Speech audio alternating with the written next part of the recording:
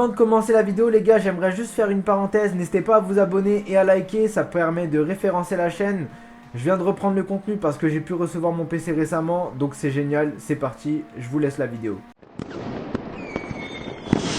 Hey, salut à tous les gars, c'est Antari. Aujourd'hui on se retrouve pour une nouvelle vidéo sur JDM où nous allons faire un petit résumé parce que ce jeu n'est pas très connu. C'est des devs, un studio indépendant tout simplement.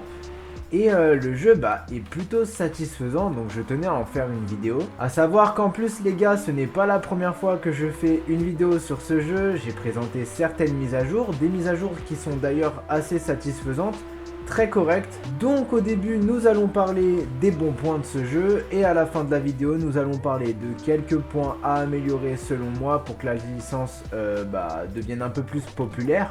Mais en tout cas, sachez-le les gars, ce jeu est excellent. Donc premièrement les gars, premier point très positif, c'est les graphismes. Alors là j'ai tout en low pour qu'il tourne bien.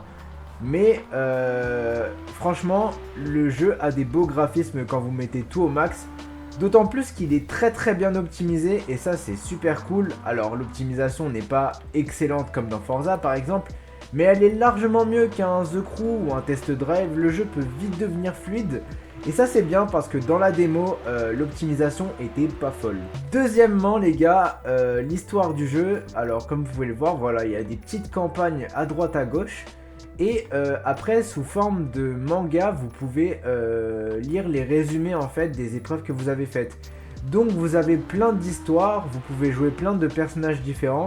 Et ça je trouve ça super cool et c'est rare, c'est rare de voir ça sur un jeu. C'est vrai que dans Need for Speed on avait des histoires. Mais là on peut jouer différents personnages, c'est super cool. Le troisième point les gars, et vous pouvez le voir directement ici, mais c'est la map. Alors premièrement on a une grande ville, une ville ma foi qui a l'air presque plus grande que les villes dans Forza Horizon. Et la map est variée, on a une grosse autoroute qui fait toute la map, on a des circuits, ce qui est vraiment incroyable et qu'on voit très peu dans les open world. Et on a beaucoup de circuits d'ailleurs, y compris un circuit de rallye juste ici je crois. Il y a un petit village également, donc en plus de la ville. Franchement niveau map je trouve que le jeu est vraiment excellent et c'est un plaisir. On a les petites routes aussi de campagne ou faire du togi au Japon, enfin bref. Parce que oui les gars, la map du coup est clairement inspirée du Japon. Dans le jeu vous jouez au Japon, concrètement ça se voit, j'ai pas besoin de le préciser je pense.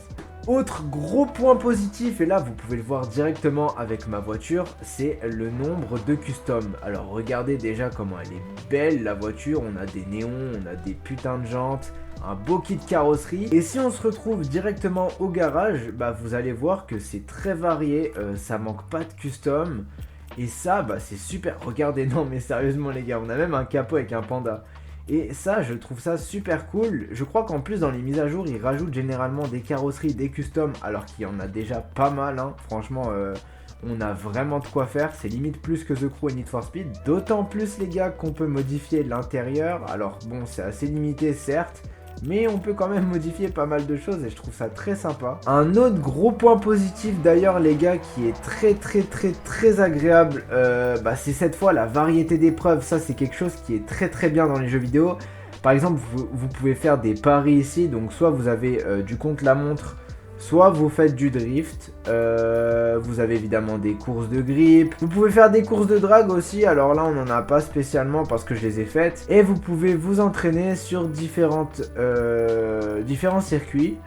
Vous pouvez même aller à l'école, à l'école de drift, je crois qu'il y a une école de grip aussi quelque part, je sais plus c'est où, enfin bref, niveau épreuve les gars, c'est pas mal, c'est pas le mieux évidemment, mais c'est quand même varié sachant que c'est un jeu indépendant, ça c'est cool. Bon maintenant les gars, passons désormais au point à améliorer. Alors le jeu est génial, ça on a pu faire un résumé, mais c'est vrai qu'il y a certains trucs qui peuvent déranger. Là le premier truc que j'ai en tête, alors attendez, je vais vous faire écouter, je vais augmenter le son.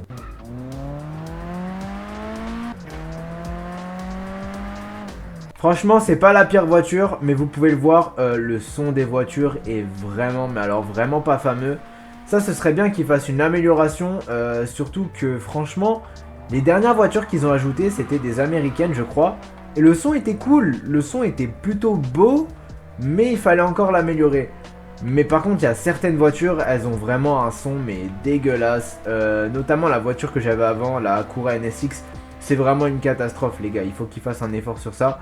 Parce que franchement c'est dommage, ça gâche un peu le plaisir du jeu. Et généralement quand on joue à un jeu de voiture, on a quand même envie d'avoir des beaux sons. Sinon on a l'impression d'être sur un jeu mobile. Un deuxième point à améliorer les gars, c'est la physique. Alors, la physique parlons-en. Pour la simple et bonne raison qu'on a quand même le choix entre une physique simcade et arcade. Quelque chose qui selon moi est également négatif, hein, parce que vous pouvez faire des contre-la-montre classés, ça je ne l'ai pas précisé. Mais alors quand vous faites des contre-la-montre classés, vous êtes obligé de choisir la physique la plus cheatée. Donc déjà je trouve ça un peu dommage qu'il y ait deux physiques différentes. Mais physique arcade ou simcade, les deux sont un peu catastrophiques en fait. Alors simcade, la voiture va être un peu plus rigide. Mais globalement, je trouve que la physique elle est très bizarre. Vos voitures elles peuvent vite partir dans tous les sens. Enfin, les gens disent que la physique est pas dégueulasse. Moi, franchement, j'ai vraiment du mal. J'ai l'impression d'être sur Carrick Street presque. Alors, Carrick Street c'est encore un autre délire, mais je vous avoue, la physique, je suis pas fan. Et je vous parle même pas de la physique quand vous améliorez vos voitures à fond. Ou quand vous passez sur volant. Mon dieu, sur volant, mais c'est injouable. J'ai l'impression d'être sur The Crew sur volant, c'est vraiment atroce, c'est trop réactif, c'est n'importe quoi. Donc oui, je pense que les devs devraient faire un effort sur la physique. Alors par contre, niveau physique drift, on se fait quand même kiffer, il y a un peu de skill requis, mais c'est kiffant.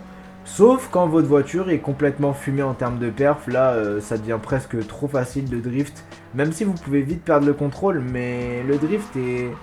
Ouais, il est pas trop mal travaillé, ça va on va dire. Bon, et un dernier point négatif les gars, c'est que on peut pas jouer en ligne sur la map en fait. Concrètement ça c'est triste, il n'y a pas de mode online. Et c'est quelque chose qui est quand même nécessaire, hein. Je vous rappelle que les jeux en ligne ça date depuis Vercingétorix. Donc d'avoir un jeu aussi bon qui n'a pas de mode online, non, juste non, pourquoi? Genre les devs qu'est-ce qu'ils font? Je suis pas d'accord avec ça, c'est très dommage. Et j'espère que les devs ils vont vite réagir par rapport à ça. Parce que quand même, avoir un jeu où on peut pas jouer en ligne, on peut pas faire de drift avec les gens sur la map, c'est triste. C'est triste d'autant plus que comme je l'ai dit, ils ont plutôt travaillé la physique de drift. Oula. Ah oui, la physique par contre de crash, laisse tomber. Hein.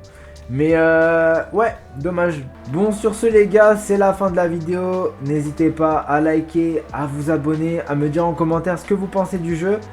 Je vais essayer de mettre un lien en description pour que vous puissiez l'acheter moins cher le jeu. Merci à tous d'avoir regardé la vidéo, c'était Antari, à peace.